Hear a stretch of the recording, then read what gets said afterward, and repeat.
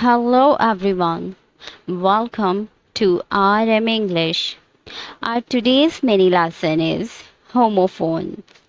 Homophones ऐसे अल्फाज होते हैं जिनका साउंड तो एक जैसा होता है लेकिन उनके मीनिंग्स अलग-अलग होते हैं.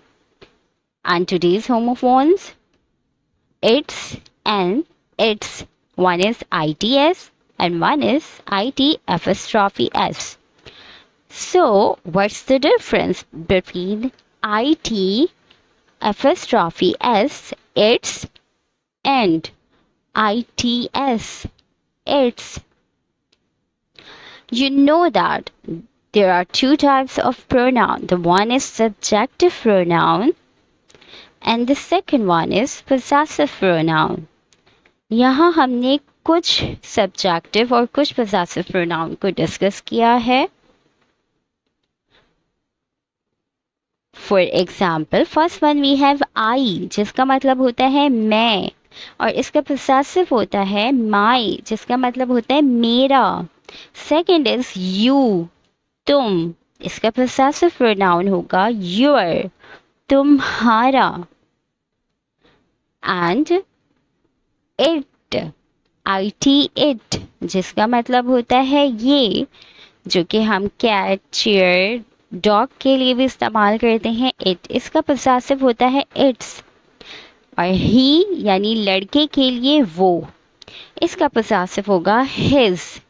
अगर शी होता तो उसका हर हो जाता, दे होता तो देयर हो जाता. Anyway, ITS, it's a possessive form of pronoun it. अभी हमने इससे पहले चेक कर चुके हैं कि it का इट्स होता है. He is a boy, his name is Rohan. वो एक लड़का है, उसका नाम रोहान है. तो आपने देखा he के साथ his लगा. So his belonging to he. It is a dog. Its name is Sheru. ये एक डॉग है जिसका नाम शेरू है. It's belonging to it. इस एग्जाम्पल में हमने देखा कि इट के साथ हम इट्स यानी उसका के लिए यूज कर रहे हैं. Again, the cat is eating its food. बिल्ली अपना खाना खा रही है. And next one is ITS, it's a contraction.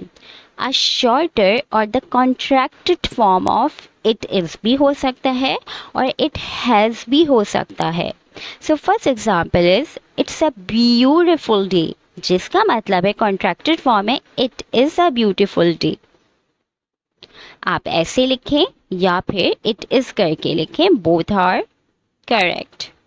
Second example is it's been raining for hours, और ऐसे भी लिख सकते हैं it has been raining for hours.